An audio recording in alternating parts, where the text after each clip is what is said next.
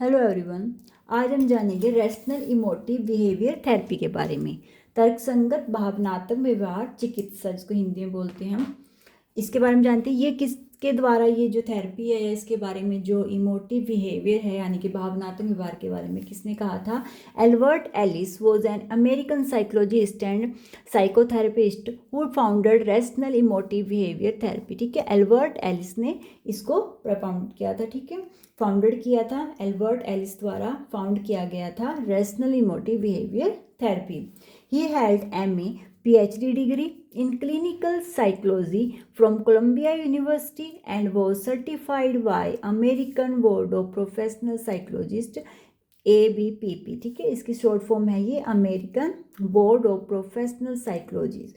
उन्होंने MA किया था, फिर PhD डिग्री किया था साइकोलॉजी, कहाँ से? कोलंबिया यूनिवर्सिटी से। ठीक है, और जो सर्टिफाइड थी bye American board of professional psychology. तो ये उन्होंने रैशनल इमोटिव बिहेवियर थेरेपी के बारे में बताया था। इसमें मेनली आपको जो क्लियर पहले कॉन्सेप्ट बता दूँ, इसमें जो मेन पॉइंट था इनका वो ये था कि जब हम मान लो कोई भी हमारे जब नेगेटिव विचार हमारे अंदर आ जाते हैं तो उससे हम किस तरीके से लाइफ को एक चेंज कर देते हैं। ठीक है, एक मैं छोटा सा एग्जांपल जैसे इसको समझाती हूँ, उसके बाद हम इनको करेंगे। कि जैसे मान लो किसी व्यक्ति से मान लो कोई एक्सीडेंट हो गया, ठीक है, और उसमें उसकी कोई भी गलती नहीं थी, बाय मिस्टेक या किसी भी वजह से वो हो गया, आगे वाले की गलती मतलब कि उसकी कोई गलती नहीं थी, जिसको चोट लगी या जिसकी डेथ हो गया आगे आके तो गलती उसकी थी। लेकिन वो एक उसके अंदर एक ये वो क्या कहते हैं, एक धारणा बना लेता है अपने मन में कि हाँ जो भी हुआ मेरी वजह से हुआ, शायद मेरी गलती थी या मेरा कोई मिस्टेक था, मैंने ध्यान नहीं दिया। तो वो उसके अंदर एक ऐसे विचार जिससे वो काफ़ी समय बाद उभरता है। तो वो ये इन विचारों पे जोर मार कि जब हम किसी गलत नेगेटिव विचारों से हम घिर जाते हैं तो वो है कि थेरेपी किस तरीके से हम वो तर्क संगत मतलब कि जब हम तर्कहीन वाक्यों में बढ़ जाते हैं, तर्कहीन भावनाओं से जुड़ जाते हैं, तो वो किस तरीके से हम उसको तर्क संगत में बांट, किस तरीके से हम सही वे में उसको लाएं, व्यक्ति को किस तरीके से उसको उभारें। अगर उसमें कोई गलत भावनाएं आ गई हैं तो किस तरीके से हम उसको दोबारा उसकी सही पोजीशन पर पहुंचा सकते हैं, उसको किस तरीके से उभार सकते हैं उसकी उस कंडीशन से मेंटली। ठीक है, तो इस बारे में इन्होंने बात की थी। आगे हम इसके बारे में जानते हैं इनके बेसिक प्रिंसिपल क्या थे। REBT इसकी शॉर्ट फॉर्म है, रैशनल इमोटिव बिहेवियर थेरेपी की REBT। ठीक है, इसके बेसिक प्रिंसिपल थे। पहला प्रिंसिपल है जैसे यहीं स्टार्टिंग होगा ये इरेशनल बिलीफ। ठीक है, तर्कहीन विश्वास, जहाँ से तर्कहीन विश्वास इंसान में पैदा होते हैं। The main idea of REBT is that irrational belief are the primary cause of emotional behaviour problem. कि सबसे मेन प्रॉब्लम व्यक्ति की कहाँ से शुरू होती है? जब वो एक गलत धारणा, तर्कहीन जब विश्वास उसके दिमाग में बैठ जाता है, वो भी गलत। अब मान लो कोई चाहे हम एग्ज़ाम की तैयारी कर रहे हैं, ठीक है, एक छोटा सा अगर हम ये नेगेटिविटी अपने अंदर ले आए कि हम ये नहीं, हमसे नहीं होगा, काफ़ी टफ है, अगर हम एक दो बार कुछ भी हम अपना उस समय हम उसको बाद में सोचेंगे कि हम अपना क्या लॉस कर रहे हैं, हम एक विश्वास बिठा लेंगे कि हाँ नहीं हमसे नहीं होगा ये काम। ठीक है, तो वो हमारे अंदर धारणाएं ऐसी हो जाएंगी। लेकिन अगर हमें सही समय पर कोई ऐसा मोटिवेटर मिल जाए या हमें सही समय पर कोई ऐसा व्यक्ति मिल जाए जो हमें सही राह दिखा सके तो हम शायद दोबारा उसमें उभर सकें और सही रास्ते को पकड़ सकें। तो यही कहते हैं कि सबसे मेन पॉइंट इन्होंने कहा है कि सबसे पहली प्रॉब्लम वहीं से क्रिएट होती है जहाँ पर इंसान के अंदर इरेशनल बिलीव्स पैदा हो जाते हैं, वही उसकी इमोशनल बिहेवियर प्रॉब्लम क्रिएट कर देता है। उसके बाद आता है चेंजिंग बिलीव्स। ठीक है, जहाँ से उसका विश्वास क्या चेंज हो जाते हैं। By changing irrational belief people can have more rational emotional responses and behaviour. ठीक है, और वो जब विश्वास उसके चेंज हो गए, मान लो जो भी उनके अंदर जो बिलीफ थे वो जब चेंज हो जाते हैं, ठीक है, तो फिर वो उसको किस तरीके से मतलब एक चेंज किया जाता है व्यवहार को, वो हो जाता है। उसके बाद होता है ABC मॉडल। इसमें 3 बारों के बाद इनके फुल फॉर्म अभी बताऊंगी। तो उसके बाद उन्होंने कहा था ABC model. REBT was uses the ABC model to identify and change the negative belief। कि किस तरीके से हम आइडेंटिफाई करेंगे और उनको चेंज करेंगे, जो भी नेगेटिव बिलीफ व्यक्ति के अंदर आए हैं किस तरीके से उसको, और दैट कॉज नेगेटिव कॉन्सिक्वेंसेज, जो कि नेगेटिव कॉन्सिक्वेंसेज का परिणाम, जो हमारे नेगेटिव परिणाम आ रहे हैं उसका जो रीज़न बन रहा है, तो उनको हम किस तरीके से चेंज करेंगे।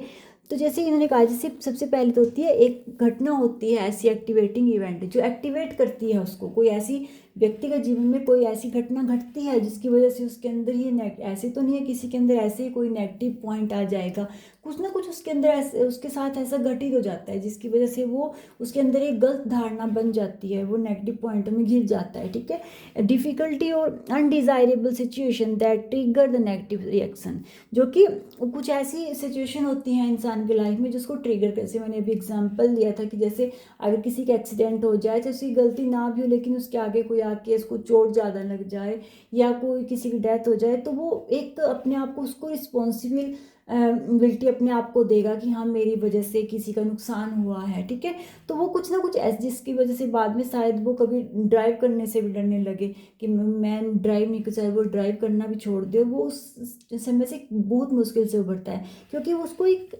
ऐसी सिचुएशन उसकी लाइफ में आई तभी उसके अंदर वो नेगेटिव बातें आई, ऐसे तो नहीं है कि ऐसे ही आ गए। उसके बाद होता है बिलीव द नेगेटिव और irrational thought about the event, वही है जो कि उसकी घटना के बारे में फिर वो एक विश्वास को उसको बिल्कुल बिलीव करने लग जाता है कि हाँ यही हुआ ऐसे ही हुआ, एक धारणा बना लेता है। फिर उसका क्या परिणाम होता है, कॉन्सिक्वेंसेस आता है, द नेगेटिव इमोशन और behaviour that result from the believe. ठीक है, तो वही उसका जो होता है वही एक परिणाम निकलता है कि वो एक नेगेटिव बातों में किस तरीके से फंस जाता है। तो लेकिन इसमें ये कहते हैं कि किस तरीके से हम उनको उभारें, मेन इसका पॉइंट यही था कि उन जो नेगेटिव विचार इंसान में पैदा हुए हैं इसका मेन था कि उसको जो इरेशनल है उसको रेशनल इमोशन इमोटिव बिहेवियर में कैसे चेंज करना है, उसको तर्क में करना है। ठीक है, जो तर्कहीन बातें हैं उनको हमें तर्क में लाना है, ना कि जो गलत बातों को सही बातों से किस तरीके से एक बिहेवियर को किसी के मोटिवेट करना है। जैसे एग्जांपल इन्होंने कहा, an example is someone who has social anxiety and seeks help from a therapist. मान लो किसी को एक कोई भी सोशल एंजाइटी या कुछ भी प्रॉब्लम है, लगा सकते हैं हम एग्जांपल के तौर पे, तो कि वो अगर वो हेल्प किसका लेगा, वो थेरेपिस्ट की एक हेल्प लेगा। ठीक है, the therapist would talk with them